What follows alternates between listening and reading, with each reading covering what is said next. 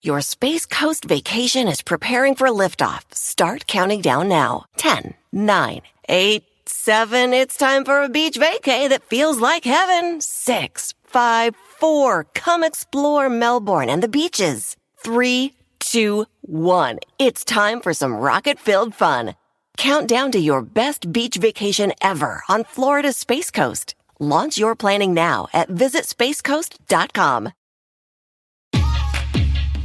NetCredit is here to say yes to a personal loan or line of credit when other lenders say no. Apply in minutes and get a decision as soon as the same day. If approved, applications are typically funded the next business day or sooner. Loans offered by NetCredit or lending partner banks and serviced by NetCredit. Application subject to review and approval. Learn more at netcredit.com/partner. NetCredit. Credit to the people.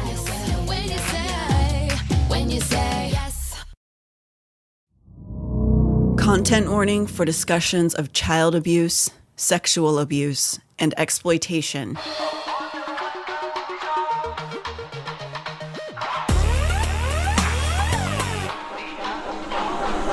Someplace underneath.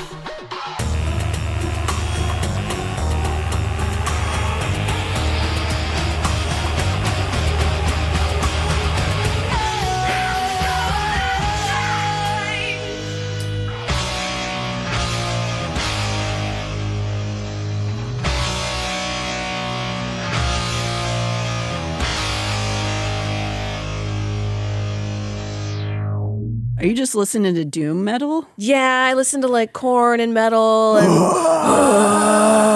EDM. One of my favorite songs right now, it goes, "There's a lot of people doing drugs in here. Don't.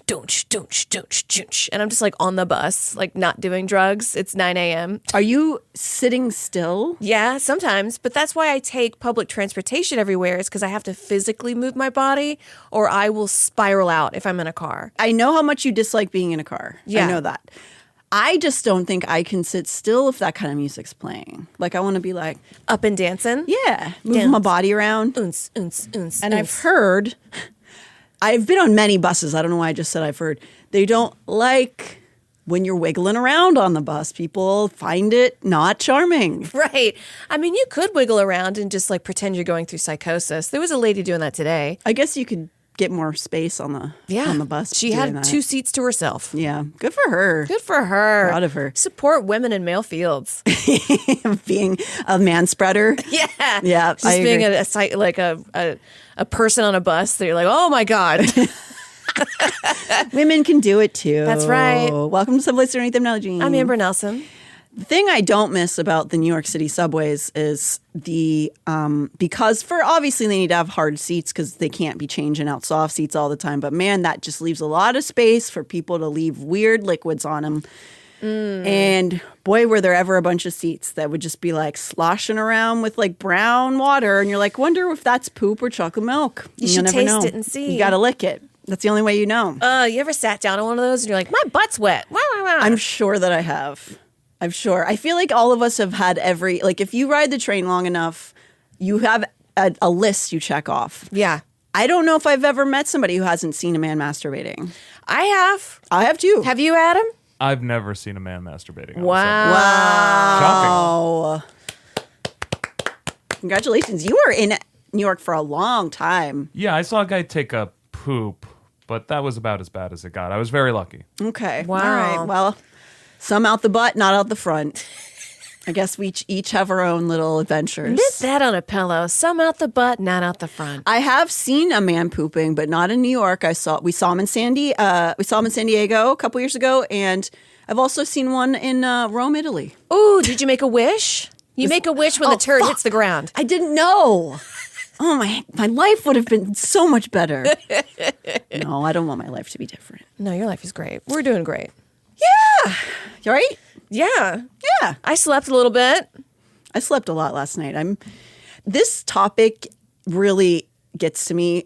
I almost in the way where I start to almost freeze up because there's so much that I need to say about it. And I want to say it succinctly because the story is so dense. I don't want to give it all in word vomit to you guys out there because you can find all of this information out there, but I want you to be able to follow this story because it's really, consequential to our lives, Yeah. to modern day. This is a big deal. It sure is. And this is coming from the same group that like facts don't care about your feelings. We want logic. Right. And now they're talking about like satanic pedophile cults. Like what is it? Right. No, absolutely. How am I the more logical one? I'm crazy. I agree. I'm not supposed to be that. Yeah, no. Let me be a girl. I'm a girl. I'm an artist. Yeah. I'm a free spirit. Yeah. And we're over here like, wait, so where's the records of the scars? Like where do they even go? Right. Yeah. And we're not in a time and space where people want to look into that kind of stuff. And I'm not saying we've never done that. We are all prone to conspiracy. We've all made these sort of wild sweeping assumptions about people we don't like. We're all capable of doing that. But at the end of the day, the only way we can move forward together as a society, and the only way I feel like we can each be mentally well, is to face really difficult truths about people we like, people we don't like. Yeah. Sometimes people we don't like aren't doing anything wrong, you know? Sometimes people we don't like make a good point. Sure. And that fucking sucks. Sure, there's a whole meme for it. Do you ever see Yes. that guy? That poor man, I've heard him be interviewed before, and he was like, it was just his, like, I think his brother or somebody just took a random photo of him, threw it into, stock art, and he just became the face of, like, the hated men of the earth. And it's like, he's probably nice. He's probably a delight. Not these people, though. No, not these people. Just as a little refresher, last week we had discussed this little tiny borough of Spring City, Utah, and a group of people called the Concerned Citizens of San Pete, who had dug up this old SRA, recovered memory claim from daughters of disgraced therapist David Hamlin. The SRA, the satanic ritual abuse claims, have absolutely zero evidence corroborating the stories of cannibalism, murder, orgies, child torture, no DNA, no pictures, no statements from witnesses, nothing. Just vibes and looking for hidden messages and tea leaves. And the concerned citizens of San Pete were so afraid of the devils in their town, aka artists, I guess. They paid $20,000 to a man in Florida who we've learned does not pick up well after himself and writes Substacks about very serious matters of child cannibalism, using quotes describing the alleged Satanists in terms such as they are fat, R-worded, infertile demon worshippers. Treat them as such with their rainbow flags and their pandering embraces of whatever flavor of the moment is being pushed by cable news.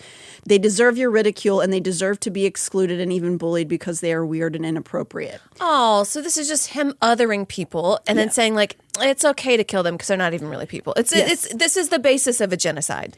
It is. It absolutely is. And I'm not saying that they're trying to participate in a genocide, but this is the mentality that sometimes can lead to that. Yeah, separate of us and them, dehumanize them. Yeah.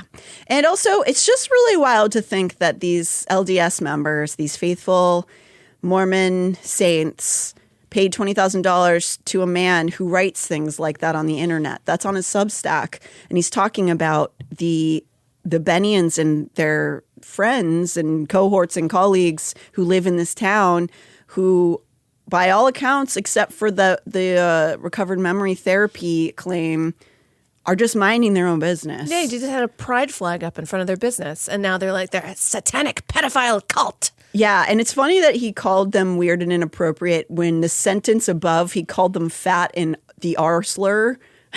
One sentence up, and he's calling them inappropriate. Whatever. Oh, also just the last thing I'm going to say about this is like he's also bringing political talking points into this while discussing like magical demons. It's a lot. There's a lot happening here in this man's noggin, I think. Does he have black mold in his trailer?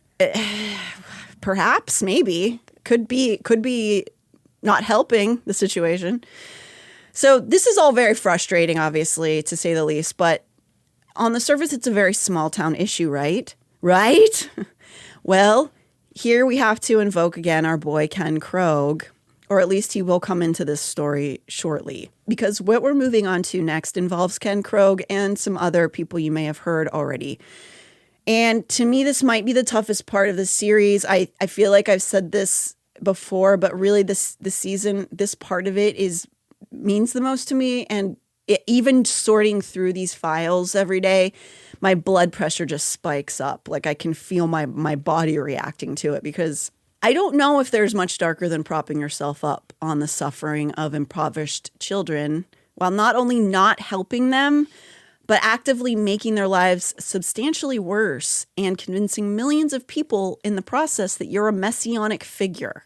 Tim Ballard is not the first person to do something like this, and he won't be the last, I'm sure, but his brand of social media driven, bright lights, Michael Bay-ass, look at me, fake activism is really on its own playing field. It's giving nipples shaped like Tic Tacs. Oh, for sure. Giving CrossFit, you know. I will say it does seem like he's probably on steroids too, which does make your nipples kind of, I think, do some weird things sometimes. I think they kind of get a little swollen. Yeah. Just begging to be nibbled on. It melds his whole premise, which he's been working on for a long time. It just happens to meld seamlessly into Trumpism. And together, the two of them have really done a number on the brains of many people who I do believe really do want to save the children. You can see, you know how on social media you can see, you like are following people, your mutuals, and you can go to their account and see who they follow. And you can also go to just a random person's account and go like their followers, and you can see which one of your friends follows, you know, right, Ivanka Trump or whatever. Right.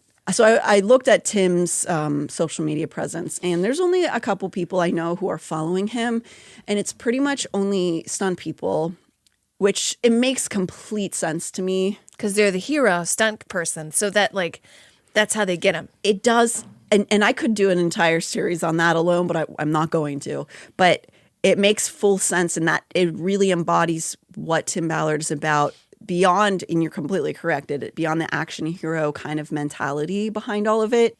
There's also this level of, there's a big contingent of the stunt community that is very, I would say, gullible and very prone to things like QAnon conspiracy, which is one of the reasons it's kind of scary to, I don't even attempt to do that work at this point.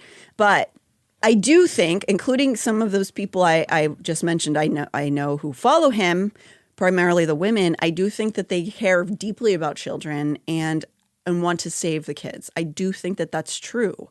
Just maybe not enough to challenge their worldview, I think. Religion can be a hell of a drug, and much like drugs, I think it needs to be carefully addressed and considered.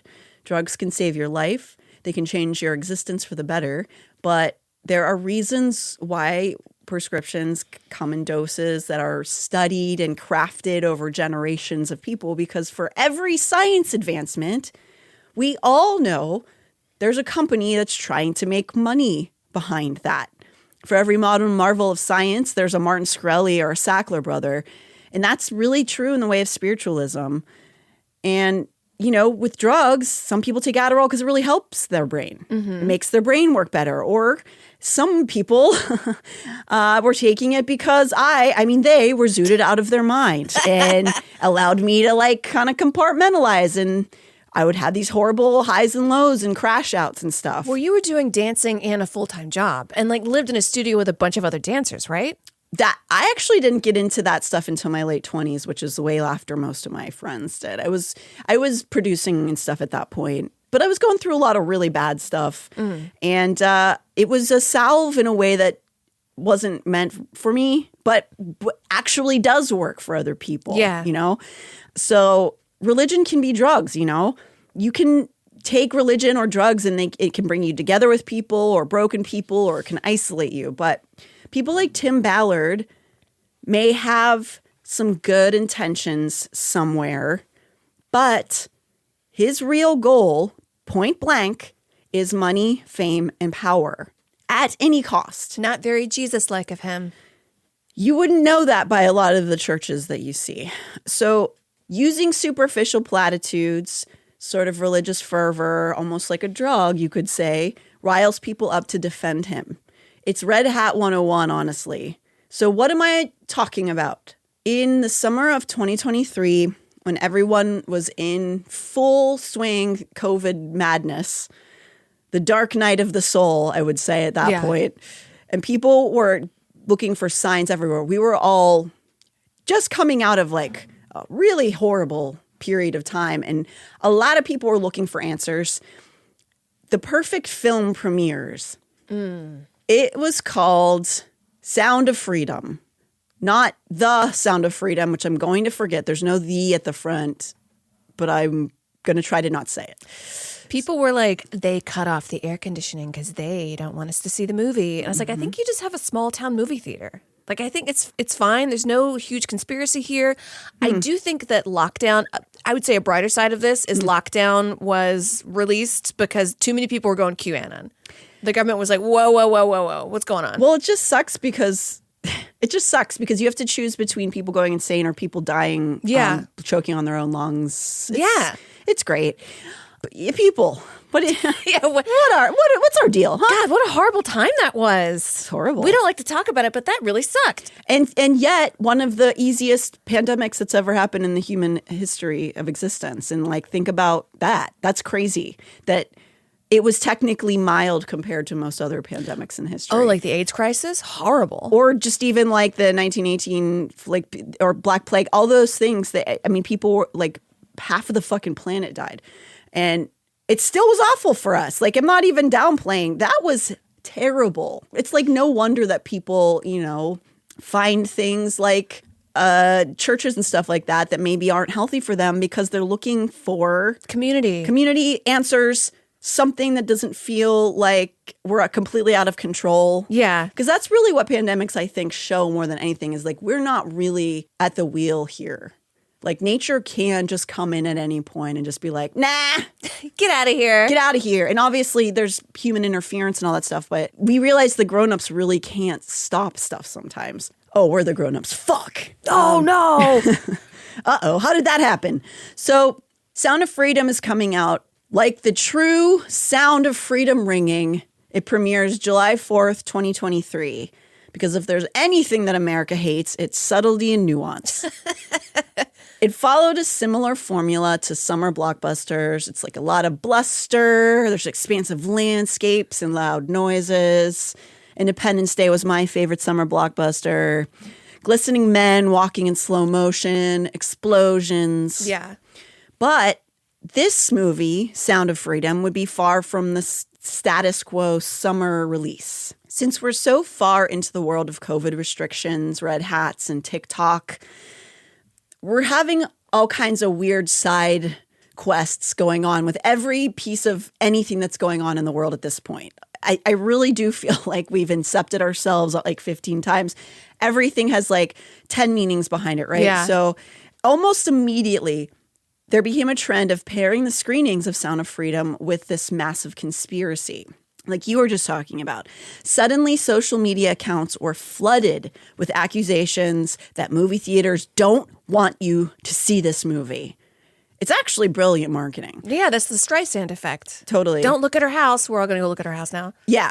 But the thing is like, that's all, this is made up. Let's talk about this. So you're so mad. I'm so mad. And this is scratching the surface of what's actually going on here. Finding the music you love shouldn't be hard. That's why Pandora makes it easy to explore all your favorites and discover new artists and genres you'll love. Enjoy a personalized listening experience simply by selecting any song or album, and we'll make a station crafted just for you. Best of all, you can listen for free. Download Pandora on the Apple App Store or Google Play and start hearing the soundtrack to your life. Next Level Pet people will do anything for their dogs. That means treating them with next level protection from parasites with NexGard Plus, afoxolaner, moxidectin, and parental chewable tablets. NexGard Plus chews provide one-and-done monthly protection against fleas, ticks, heartworm disease, roundworms, and hookworms, all in a tasty beef-flavored chew. Used with caution in dogs with a history of seizures or neurologic disorders. Dogs should be tested for existing heartworm infection prior to starting a preventive. Ask your vet about NexGard Plus Chews. So there's people saying they don't want you to see this. They're walking into these empty theaters and they're saying, oh, it's saying they're sold out, but they're not. There's no people in here. And then they're not taking into account the fact that this has been astroturfed by the company itself. But what does astroturfing mean? They bought the tickets. They bought tickets, yes. So it makes it basically you're going out making it look like this bigger thing. You know how like somebody can get on the best time New York bestsellers list if they buy like a jillion books of their own. Right. So that's one of the reasons that some of those theaters were empty. But that's not it, too. There's like people walking in going, they said we can't watch it because the air conditioner's broken. Wow. Sounds like they're hiding something. And must have been because Big Theater doesn't want Jim Caviezel to tell us the truth. But seriously, has any of these people ever had a job before? Do you think the assistant manager at your local AMC is part of a global cabal of child predators? Yes, he is. He's holding the whip, Natalie. Oh, God. The guy making the popcorn. You'd think he'd be making better money than, just working at an AMC, but I don't know how that works. So it's really hard to pinpoint who and what started this conspiracy kind of phenomena. But quite frankly, I think it was a lot of it by the creators and the producers themselves of the movie. Regardless, Sound of Freedom is a film depicting what is meant to be a dramatization of the story of LDS member and hotshot Timothy Ballard, his struggle, his conf, if you will. Because yes, while the movie Sound of Freedom is describing the pain of child abuse, it's mostly following the struggle of how hard it is for the agent who has to save everybody. That it's about Tim Ballard is not up for debate, as the character's name is literally Tim Ballard, and it's said over and over in the promotions that it's based on the true story of Tim Ballard. Tim, played by Jesus Christ himself, Jim Caviezel, who was personally requested by Tim Ballard. If you watch the movie on its face, have you watched any of it, Amber, ever? No, because I didn't want to give him money. Is there a way I can look at it for free? A lot of it's clipped on YouTube and stuff. You can get a lot of the movie from the internet, but on its face, I feel like personally the movie is exactly neutral. I could pick it apart, which I generally actually don't like to do with movies because it's hard to make a movie, and I think if you've made a movie, that's impressive. Yeah. But if anything, I would say that Sound of Freedom is objectifying the suffering of impoverished brown children and portraying white saviorism to a degree not seen since The Blind Side. It's a harrowing tale of poverty and social issues that very much exist in the world. And, the movie might make you interested in learning more about human trafficking, even if it's not a very accurate depiction of it. There are a lot of people online who say watching this movie changed their lives, which I kind of find depressing. You could argue the reason that you might feel disturbed by this movie is because they're putting the child actors through some really traumatic scenes that aren't necessary. And I don't know, exploiting those children for your entertainment. But whatever. It may just be another movie you saw over the summer. When you see it, there's not necessarily an understanding. You couldn't understand what's going on way below this. So everything around its edges is what made this movie a firestorm and why we're talking about it. It's not the movie itself that we're taking issue with. Because you are a hero by watching it. If you go watch it and give the AMC money, you're screwing it to the man. And your day job doesn't hate you, and your wife, she'll suck your cock now. You can watch this movie. And it's even deep, and it is that even more so. So I'm not going to deep dive this entire movie being produced because there are people who've done it better, and it's really a lot. I personally recommend watching Fundy Friday's breakdown of the whole saga, but I want to bring up the highlights of this movie being made because it's important to show the destructive connections to the LDS Church. This film, as stated above, is portraying the hardships of an agent who we hold in the highest regard. The Tim Ballard in the movie is tortured emotionally with all he must endure, but he must save these children. This movie came out in 2023, but it was in pre-production as far back as 2015.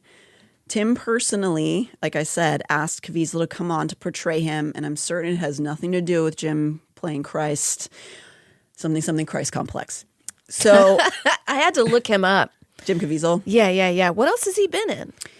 He's actually a pretty established actor, but most people know him as Christ from the Mel Gibson movie. Oh, that's what because he looked familiar. Okay. So he literally played Jesus Christ in Passions of the Christ. Can you imagine how obnoxious that man is to talk to? It's got to be insufferable. Just like at a Hollywood party, just like with a martini. He's like, "Hi, what's going on?" Well, I played Jesus Christ. Oh, so I'm well, thank you. He does kind of talk with that cadence. Ew.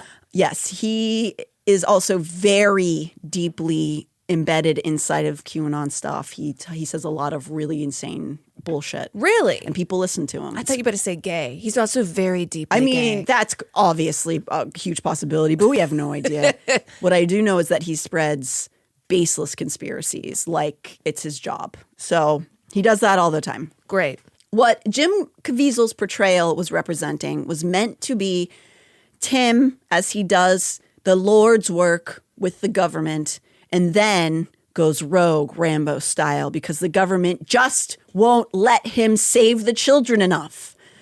Time and again, Tim tells journalists, the real life Tim tells journalists and interviewers that his story, which is what this movie is based on, which he helped produce this movie, is why he decided to break off from the government and form his own agency called, get ready for it, Operation Underground Railroad. Choo choo. It's like the group came directly from the Red Flag Factory. Like you hear that name and you're like, wait a second. Wait a minute. Can we stop for it? Wait, Can we backtrack? There was something else called that, and it was like slaves fleeing. They're horrible. So is he saying he was a slave? No, he's saying he's the savior. He's like, he puts himself next to Harriet Tubman, literally. Yeah. What a fucking tool, man. Yeah, he sucks. Have you seen the painting they commissioned? No. Oh, Amber, I got to show it to you before we go any further. Hang Is it on. just him shaking Harriet Tubman's hand? Not like dabbing up? I wish it was even that respectful. Hang on. I can't wait to see this. Oh, please. Please. If you'll notice, that's him in the middle carrying an orphan, and Harriet Tubman, Abraham Lincoln, I think Martin Luther King might be in there. They're all kneeling around him as he's walking down a railroad track, all clapping for him. What goes on in this man's brain? He's just like, well, they almost bow down to me. I am the Lord's Savior. I am. Yes, he is thinking that, actually. Ew. Yeah, so that's the painting that his besties commissioned for him. It's, Harriet Tubman right there in front kneeling before him. Because he's helping Natalie. He's saving the children. God, this painting I feel like I'm going to have a stroke. Did he describe that to his friends? Was he like, I want Harriet Tubman bowing down to me? If you asked him, he would say, oh, I can't believe that somebody would have so... But, like, obviously, he had part in making that. Like, it's... Yeah. His best friends commissioned this for him. So, yeah, that is...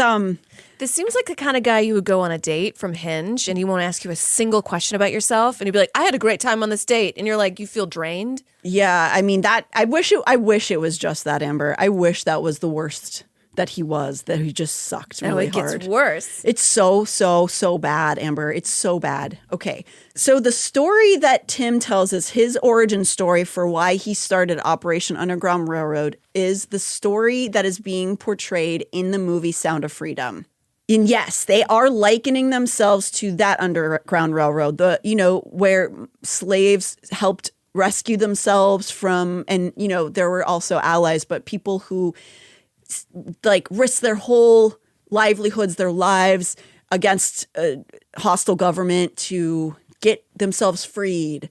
He thinks of himself as our Harriet Tubman, which makes literally zero sense. Like, it doesn't make any fucking sense, but here we are. So in all of their media and PR, they are very comfortable describing themselves as a modern day slavery rescue mission. They, in fact, have an LLC called Slave Stealers. What? Yeah, it's great. So while this is not directly... The LDS Church would not claim to be a part of Slave Stealers or OUR. They are enmeshed in it in many, many different ways. And I also can't help but feel their influence in all of the things he does. the blatant reordering of history, the perception of being the saviors from God, the complete and utter disregard for the open and aggressive white nationalism that makes up the foundation of most oppression, just pretending like that never happened. And why I'm bringing the church into this isn't red string stuff. It's there. Tim Ballard himself, let's begin there, bleeds the blood of a true blue Mormon, which is unfortunate because he's been excommunicated. More on that. He did all of his big boy LDS steps. He did a mission in South America. He attended BYU. There's no reason to believe that Tim Ballard isn't smart and capable as a human being. He even attended a non-LDS master's program and eventually graduated from Monterey Institute of International Studies in the late 90s. But something's rattling around in his noggin, and it's something spooky. I don't know what led him down the path he's on. I don't know how it started. And I have no idea if he was ever a chill or rational man at some point in his life. But that part of him waved bye-bye a long time ago, if he ever was okay. You know, I have a conspiracy about some of these Gen X people is that they were latchkey kids and their parents weren't like, now. But there's no way he was. He was an LDS boy. Oh, gosh. Yeah, because a lot of these, like, they sort of get to middle age and they freak out because they realize they never had that love and comfort and, like, your parents, like, raising you up and, like, helping you and getting your first steps. They were just like, you figure it out. Yeah, I mean, you'd have to put me in that camp. I'm an elder millennial, but I was alone a lot. I was alone a lot too, but we don't act like this. No, I don't know. I don't know if that's connected to, but I doubt he was a latchkey kid because I don't know enough about his parents, but I imagine his mom was probably a stay-at-home mom. I have no idea. I don't know what happened to him, or I don't know what happened to him. Maybe he was one of those that was so spoiled when he gets out in the real world. He's just like, wait a minute, you're not my mommy? Wait, you're telling me what to do? No one tells me what to do. I'm the biggest fish in my hometown. Yeah. And then they get mad at, like, rules. I do think that some of that's there. And I have to add, I think that that's encouraged for men in the church.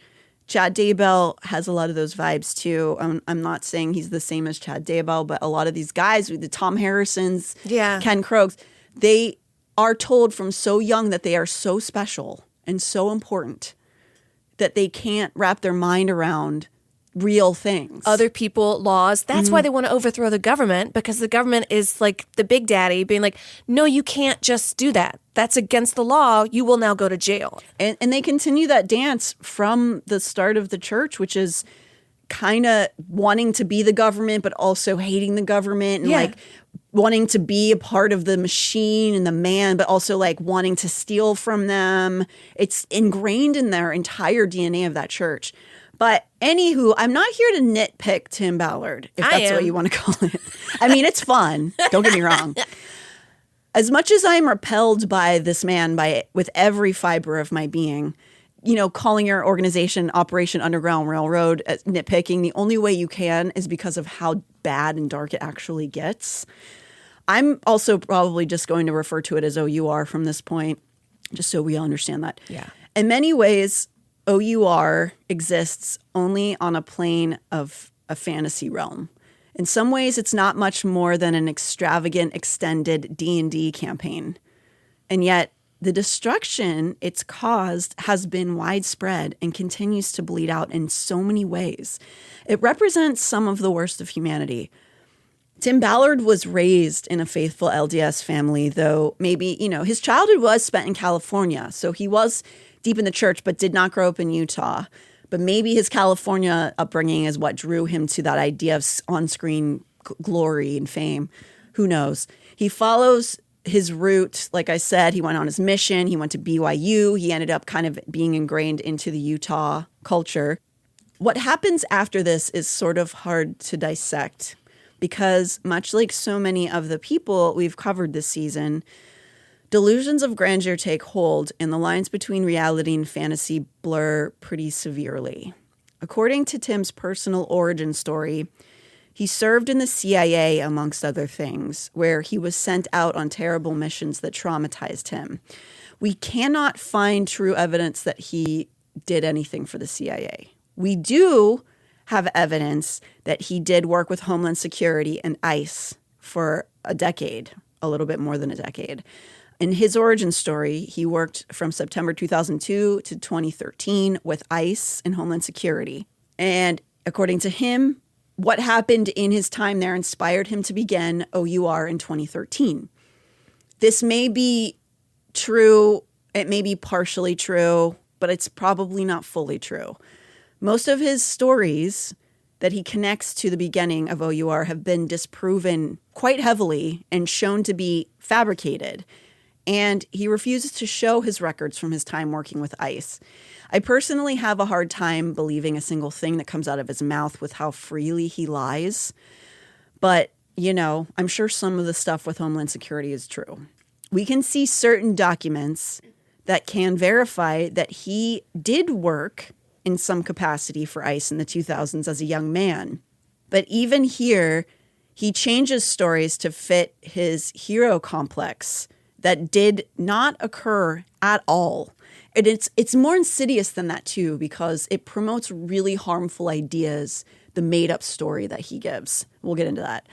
We don't have time to go into his entire background, but please, if you want to know everything that there is to know, follow the journalist Lynn Packer with American Crime Journal, who has covered Tim's trajectory extensively, as well as Anna Merlin and Tim Marchman of Vice News, who have written many, many pieces about Tim, OUR, Sound of Freedom, all of it.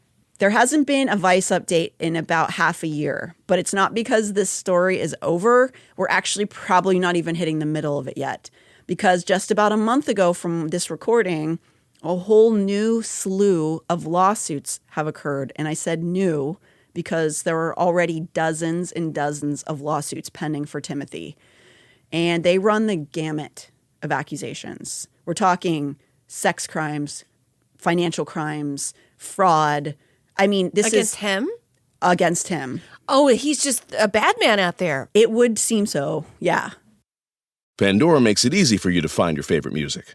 Discover new artists and genres by selecting any song or album, and we'll make you a personalized station for free. Download on the Apple App Store or Google Play and enjoy the soundtrack to your life. Dogs deserve the best, and that means fresh, healthy food. Unlike other brands, Ollie offers 5 flavors that are as nutritious as they are delicious, all made in U.S. kitchens without harmful fillers or preservatives. Head to ollie.com, tell them all about your dog, and use code HAPPYPUP to get 60% off your welcome kit with a bonus. You'll get a storage container for a mess-free experience, and it comes with a 30-day money-back guarantee if your dog doesn't lick the bowl clean. So, new lawsuits have just occurred in the last month. The original lawsuits came in to the public sphere, I believe, in 2023, if I'm not incorrect. So, right before essentially Sound of Freedom came out. So, it's interesting timing for sure. Suffice to say, it's pretty easy to trace Tim's lies and self-aggrandizing if you care to look for it, though some people don't want to. And I'm not talking about little bitty baby lies. I'm not talking about little white lies. Regardless, one of his origin stories comes with the capture of a real-world pedophile named Earl Buchanan. He was and is a real man, and he was captured at the border. But that is just about the end of the truth as far as Tim's story goes. According to Tim, he was the guy who stopped their car. You can watch this in Sound of Freedom. It is played out according to Tim's version of the story, where he looks into the man's eyes and God basically tells him that this is the bad man. And they pull him out of the car, and there's a sobbing little Hispanic boy in the back seat, and he goes, "Thank you, Tim, thank you," and hugs him and gives him a present and all this stuff, right? This seems like a parody. It seems like they're making fun of themselves. It almost sounds like satire, seriously, but it's not. He takes this very, very seriously. So this part of the Sound of Freedom, this plot point in the Sound of Freedom, is what Tim has told us his origin story for since it happened. 2006 is when this went down. So my personal belief with all of this I'm about to talk about is that, based on what we do know about him, is that Tim did in fact get to be a part of this world for a little while that was in part sometimes stopping a sex offender or something like that, but in more of a pencil pusher capacity. And that's not what he wanted for himself. He pictured himself as Tom Cruise in Mission Impossible or Liam Neeson in Taken. That's how he perceived himself, and Homeland Security wouldn't understand that about him. Ugh. That is my personal theory. This sounds really dangerous. It seems like, and I'm not in the military, but I'm trying to like put my brain in there. So say you all have a mission and you're with a group of people. You have to abide and then follow through and not be like, I'm the cowboy, I'm going to do it on my own. That's how you wind up, I don't know, somebody fucking around and blowing a leg off. It's really interesting that you said that specific instance because it's something that kind of happened. Oh, really? Yeah, because he's a twat. That's not how you act when you want to get the job done. Yeah, so... I can't believe it. I'm psychic, Natalie. Oh my God, don't tell Tim Ballard he's going to take you on a mission because No. that's also a thing that happens here. And then he would like rape those women. He did also, yes. We're going to talk about that too, don't worry. So yeah, in 2006, which is the story that is dramatized in Sound of Freedom, Tim was present in the aftermath of the capture of this pedophile named Earl Buchanan, and also is in the presence of this little boy. Tim wasn't there, actually, when this went down. However, he wasn't there when they stopped him. He wasn't even there. No. What a poser. Nor did he have a special relationship with the victim by every account out there. He didn't have any personal time with this little boy, except for Tim's account. So he tells a very different story of how essentially this little boy went, "Oh, Senior Tim, you're so incredible." Tim gives him a necklace, and he gives Tim a necklace and all. This is his origin, right? Let's listen to him tell this. We got intel. An American man was kidnapping children in Mexico, smuggling them into the United States. And in San Bernardino, you can look at this case up. His name's Earl Buchanan. You can look it up. You can Google, learn all about the case. He had a compound up in San Bernardino where he was taking the kids and he was filming his sex acts with these kids. He was having sex with them and filming it. And then what, selling it online or? Keeping it for himself, sharing it with people. And so this guy's coming across the border and we're on the scene and we get the kid out, this 5-year-old boy. And it was the moment that he ran. 5-year-old boy. 5-year-old boy. Gosh. And I recognized him from the video. No way. And I was like, oh my gosh, I've never seen one of the kids from the video. And I didn't know, I had a physiological reaction. Like, I didn't know if I could handle this. And then the kid kind of inherently knew we were the good guys, right? So he runs to us and jumps in my arms. No way. And he's like, he's holding me and he's shaking. And I'm just like, oh my gosh, does he speak English? Does he speak Spanish? Maybe both, I don't know. And he spoke perfect English, which was haunting to me because the only reason he did was because he had been with this guy, as it turned out, since he was taken as an infant. Oh my gosh. And he said to me, like no 5-year-old should ever have to say to anyone, he said, I don't belong here. The thing that happened, and call this luck, providence, whatever, to me was special, is the little boy had a necklace, that little boy, the 5-year-old. And his sister had given him the necklace when they were separated by Buchanan. Yeah. Okay, and it was a little dog tag, and he gave it to me. You know, he knew I had to go find his sister now. Oh no. Yeah, and we did. We got her out. Oh my God. But he gave me the necklace, and I tried to give it back. He's like, no, it's yours. This is when he was hugging me, and I'm like, okay. I put it in my pocket. Didn't think much of it, but later one of my children found it and said, "Where'd you get this?" I'm like, How do I tell this story to my kid? And I tell my kid what I can. And he says, isn't it cool that little kid put your name in the necklace, Dad? I said, what are you talking about? My name's not in the necklace. I'm like, yeah, your name's right here. And sure enough, I flip it around. And that little necklace had a scripture from the Bible on it, from the book of 1 Timothy. Oh my goodness. So that was like, to me, I was already feeling like, what am I going to do? Am I going to quit? Am I going to go full in? That necklace, it was like that little boy, whether he knew it or not, just gave me a commission. And that necklace, I wore that for every operation I did from that point on. And it was kind of like my symbol, like, I'm in now. So what you just heard almost is 100% not real. He's just a poser. And it's really fascinating that he tells people to go look up the story of Earl Buchanan because you can access records that disprove most of everything that he said. But this is his basis for why he started OUR. And over the years, the story's expanded that a Honduras boy and his sister are kidnapped.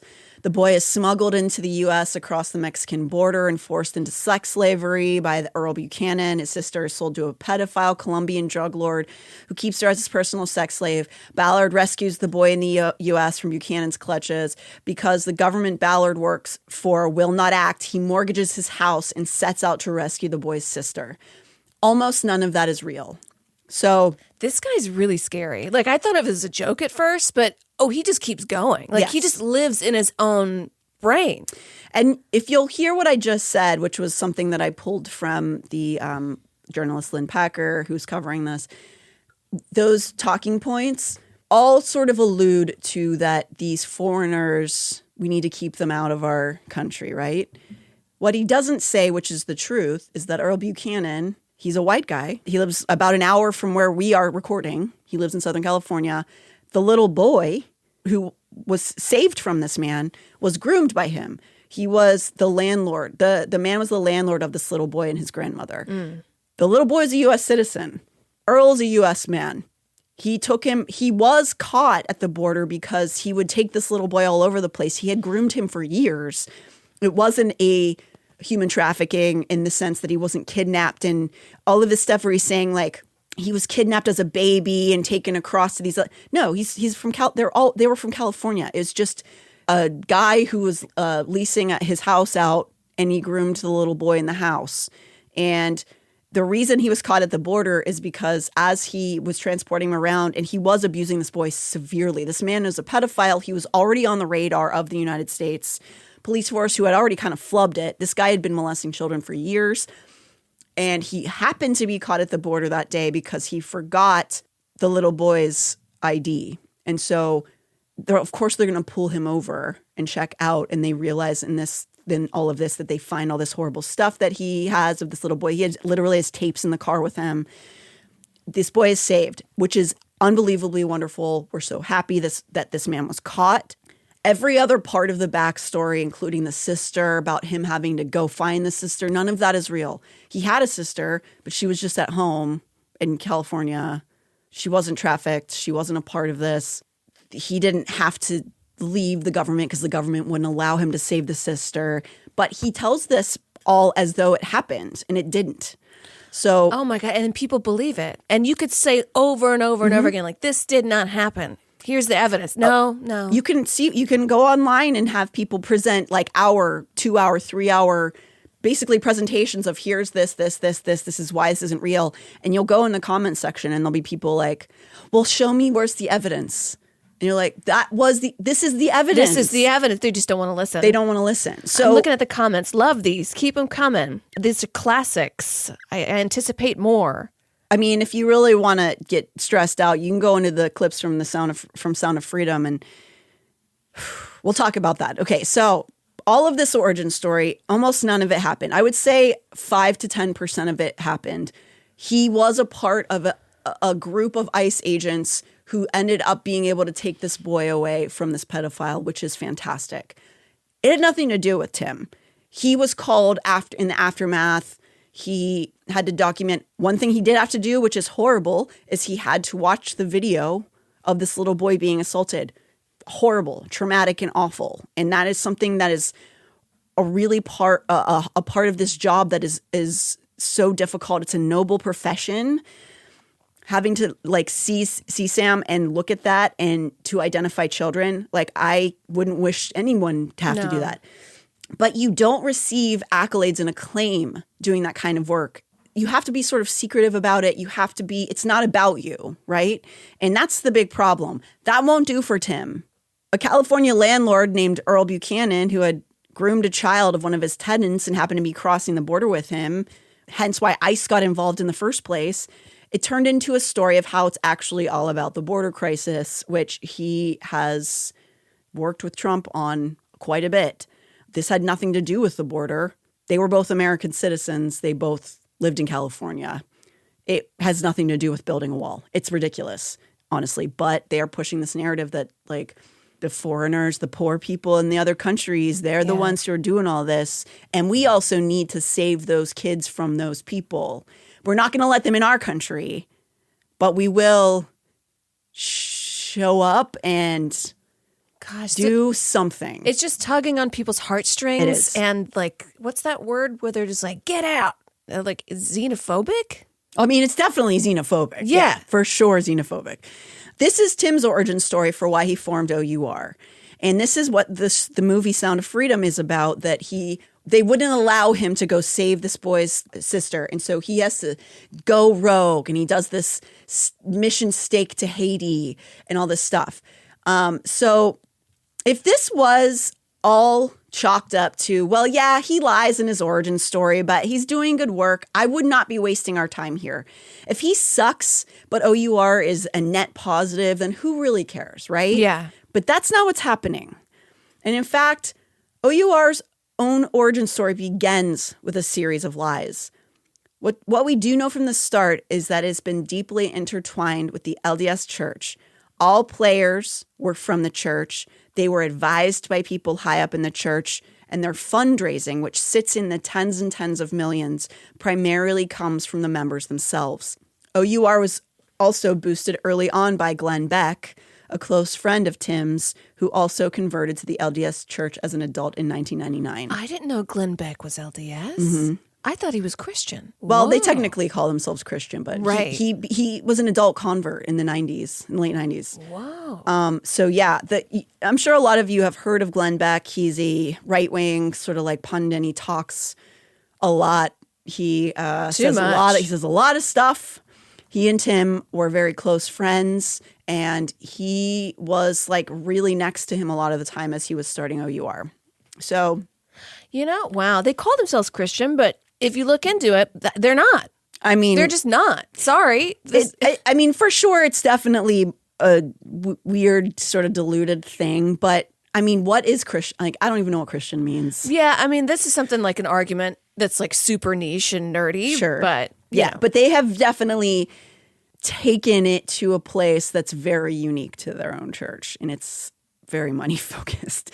Anyway, as OUR is beginning, Tim is already deeply entrenched in the church. He is a committed member to the ideas and the ideals of the mainstream Brigham Church. An apologist from day one, he has also written a number of historically driven books that all have an air of American exceptionalism that is very on brand for the saints. All of his books were sold in Deseret Books until a couple years ago when the first lawsuits came out. Though the release of Sound of Freedom was 2023, like we said, the writing began as far back as 2015, just 2 years after Tim founded OUR.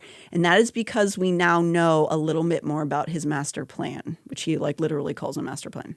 The beginnings of OUR, for most people, they think of the case of Gardy Marty.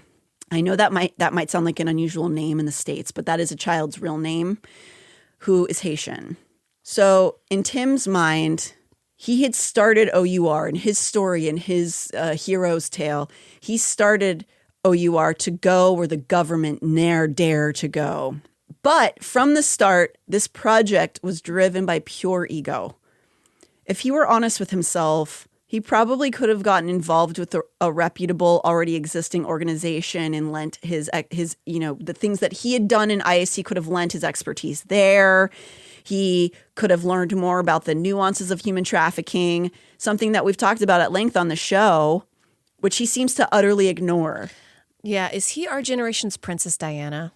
What? Is this what we get? Is this what we deserve? No! How dare you? No, absolutely not. Because we're living in the times of just like pure narcissism. Yeah, and I mean, I don't think it's new. I think it's been, but social media has allowed it to be very widespread. So especially because of the LDS Church, his mission, his money, his ideas were elevated by the LDS Church with their all their resources times 1,000. So he doesn't do any of that practical stuff. He just wants to go with the guns blazing, kicking the door open. Literally like Rambo style. Like this is what he sees and what he thinks is going to help. But the big question to me is whether or not he has any inkling of the uselessness of what he does. But in any case, let's talk a little bit about that uselessness. So most people regard the case of Gardy Marty. So we talked about this first origin for him, His backstory is this Earl Buchanan guy in 2006, and that's why he decided to branch out on his own. One of the first things that people talk about with him when he branched out on his own was this case of this missing boy named Gardy Marty. He's a real boy. He's from Haiti. And in Tim's mind, he is the only man who can help. He didn't, in fact, like we said, go to already existing organizations and try to learn more and help that way. In his version, he heard about the pleas of these impoverished people in Haiti, and he raised $1 million to go over there and save the children. In his story, he rescues 28 children from a brothel hiding as an orphanage. This is partly at least true. It's hard to tell if there's really a lot of grounds in reality, but there was kids that he went and videotaped in Haiti. And they're just like, why are you filming me? I'm just like eating some rice. Like, what's going on, buddy? It's really difficult to discern what's real. And he's just like, I'm saving you. And they're like, from what? Like, what's going on? And granted, there are real issues in Haiti with abuse and stuff like that because of poverty. It's always back to poverty. That happens when people don't have anything, is when kids go into the most danger, right? So in this version of his telling of the beginning of OUR, they go and they save these children from this orphanage that's actually a brothel. We don't actually know if this is a brothel in reality. We don't know a lot, but because we're only really getting this sort of polished sizzle reel of this time. But if there is any reality to this idea that this was a brothel, there are only more questions to be asked. If you've talked with anyone making strides in the world of exploitation, of saving kids from this exploitation, they will tell you that these white savior raids, which is not only Tim, like other people do these things too, don't really help anything. And oftentimes there aren't systems set up for these kids and vulnerable adults, and they are just sort of retrieved and then left again, like just like let out like they're animals, like just be like, you're free, you're welcome, bye. We got our photo up, gotta go. Yes. So you would think that people like Tim would do things like fight for more of these kids to get visas to come to America, to have access to resources there. But in fact, he fights against that. In the process, he meets this man named Guesno Marty. He goes by Gus. All of this is in connection to the LDS Church, by the way. This man, Gus Marty, Gardy Marty's father, is a high-ranking member in the LDS Church in this part of Haiti. Gardy was kidnapped way back in 2009, and he's been missing ever since then. This is a few years later when Tim starts to get himself involved, and it's because all of this, again, is connected to the LDS Church. The woman who owned the alleged brothel also is connected to the LDS Church. Really? Yes, which is really makes it more confusing and unclear what's actually happening here. And I can only imagine he actually even knew about any of this because they were covering Gardy Marty in Deseret News, because they were LDS. Tim knew there was only one man who could find Gardy Marty. And look, I'm not going to sit here and say Tim had only ill intent. I think he would have loved to have found Gardy Marty. And it would have bolstered his image tremendously. But the story of Gardy Marty, who again is a real child, whose father, Gus, has been looking for him since 2009. By the time that Tim jumped on the bandwagon, it was 2013, 2014. So it's already been years since this little boy's been missing. And I think Tim really wanted to find this boy, even if it was ego-driven. Like, who cares? If that makes you find the kids, that's great. But the story of Gardy, while it got his donations up massively from the church and LDS members, also just showcases how inept and possibly insidious Ballard's actions are. Because over the course of time, as more and more accusations and lawsuits have come out about Ballard and his cohorts, including former Attorney General of Utah, Sean Reyes, who is deeply entrenched in all of this, the more we learn about these missions that have had people sending tens of millions of dollars to OUR, and the fact that we learn that he was primarily using a Utah stay-at-home mom with psychic abilities to lead these missions, is unfortunately just the tip of the iceberg of sadness connected to this man. So in his pursuit, saying, I know I've been running these things in the government and I'm now writing my own thing. And again, we have no idea what actually went on during ICE. We don't know why he actually left. We don't know what he was actually doing most of the time there. But he claims that he was just out there on the, rappelling from helicopters and swooping kids in, but the government just wouldn't let him go far enough. He probably did something stupid. Who knows? And they were just like, get out of here, buddy. It's possible, but who knows? And so now he's like, okay, my OUR group, we're going to go find Guardy Marty. And all these people have all this faith in him, only to turn around and find out a couple years later that his main source for finding this little boy was using a Mormon mom from Utah who was trying to communicate with him through psychic ability. Oh my God. So how much money was millions? Millions. They brought like a private chopper into this village. It gets so much worse than this, unfortunately. So this is how OUR is beginning. In the first couple years of it, they are searching for this little boy. And spoiler alert, they don't find him. He is still missing to this day. We have no idea what happened to him. He was taken. The most we know, we believe he was taken. I say we like I did anything. The humans know that he was allegedly taken by two men riding bikes from his church parking lot. And that is as much as we've ever known, basically. There's been accusations against people. There have been investigations. But so far, there's really no sign of him since then, which is heartbreaking. And I feel so much for Gus and his family that they're going through all this. And especially because Ballard, again, seemingly having no concept of what rescuing people is. Wenham is like, don't worry, Gus. We found him. We're going to find him. Gave this man all of this hope. And all of these people behind him were like, Tim must be a genius. He says he knows exactly where this boy is. They don't know he's using a psychic. So him and this woman are starting this rescue mission together, okay? We're going to talk more about her, too. Her name is Janet. This is like in a superhero movie where they like destroy the town and they're like, we saved the day. And you're like, but everything's blown up. Right. Like, and what? then you go, you're welcome. Bye. Bye. Yes. So, except at least in the superhero movie, they like got a bad guy. Right. You know what I mean? These guys are just wasting millions of dollars. Yes. And also using it to buy expensive properties. Don't worry. We're going to get into all that too. So, but you have to keep giving them money or you'll die or and be lost in space. Or you're a pedophile. Yeah. That's what they tell you. That is the projection they do. So obviously I'm getting heated up. We can't talk about this too much more today. So I just want to kind of close this up by saying this episode, we're not even close to done with Ballard and Sound of Freedom and OUR. Don't worry. So time after time, I've watched and read these many brilliant pieces of journalism covering the saga of Tim Ballard. And these people who I highly respect want to add the caveat that they don't want to discount the good work that Tim Ballard's done.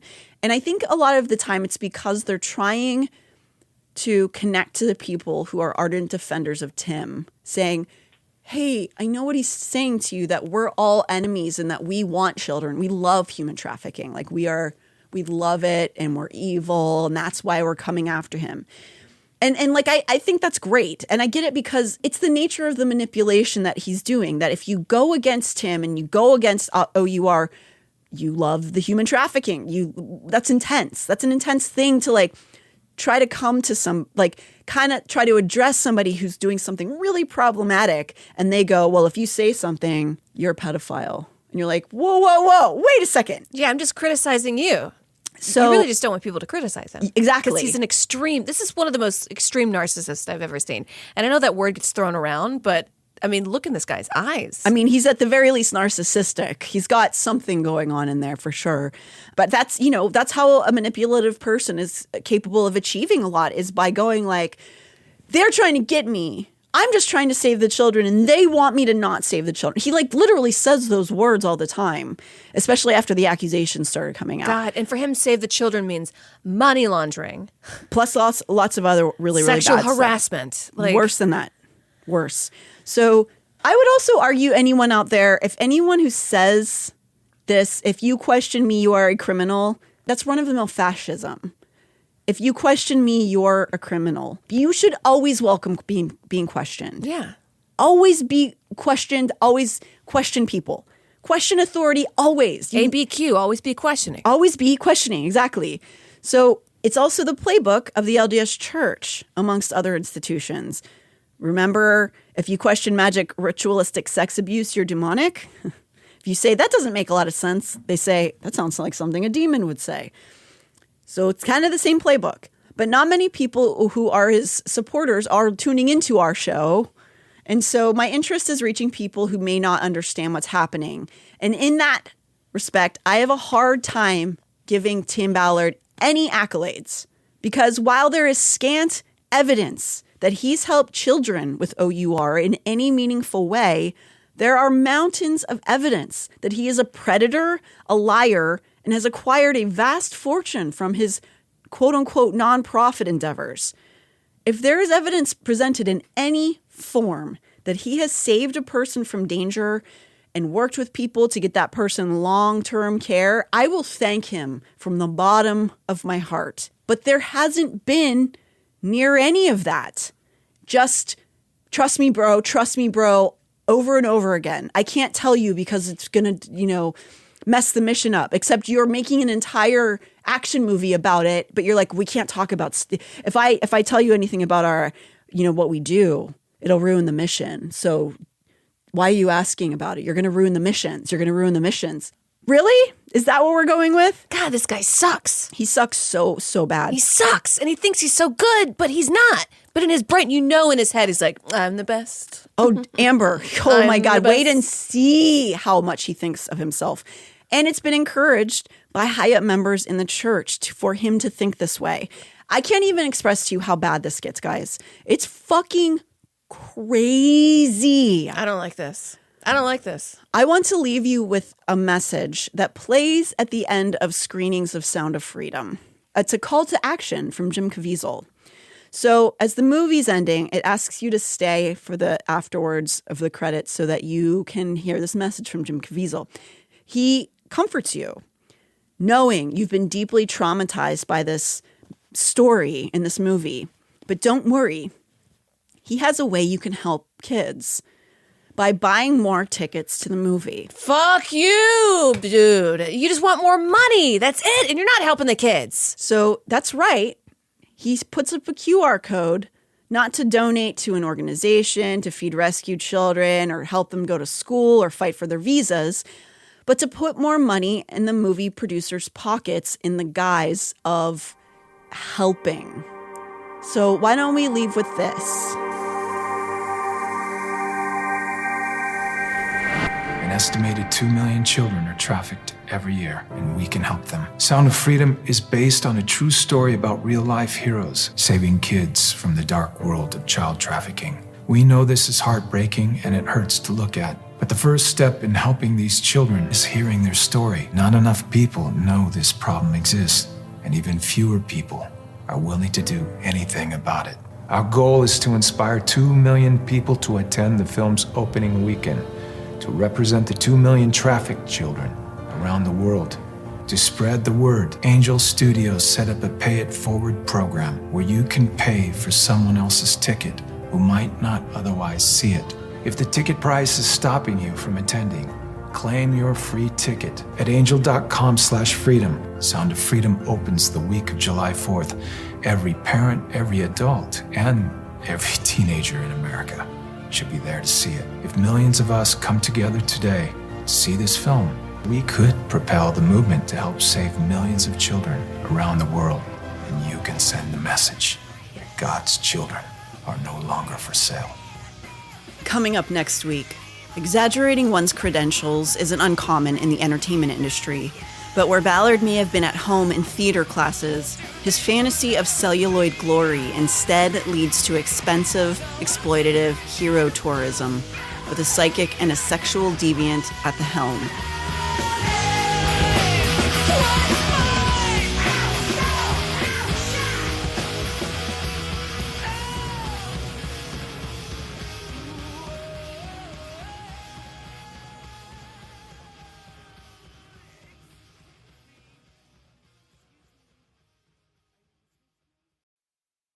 Hey, this is Jeff Lewis from Radio Andy, live and uncensored. Catch me talking with my friends about my latest obsessions, relationship issues, and bodily ailments. With that kind of drama that seems to follow me, you never know what's going to happen. You can listen to Jeff Lewis live at home or anywhere you are. Download the SiriusXM app for over 425 channels of ad-free music, sports, entertainment, and more. Subscribe now and get 3 months free. Offer details apply.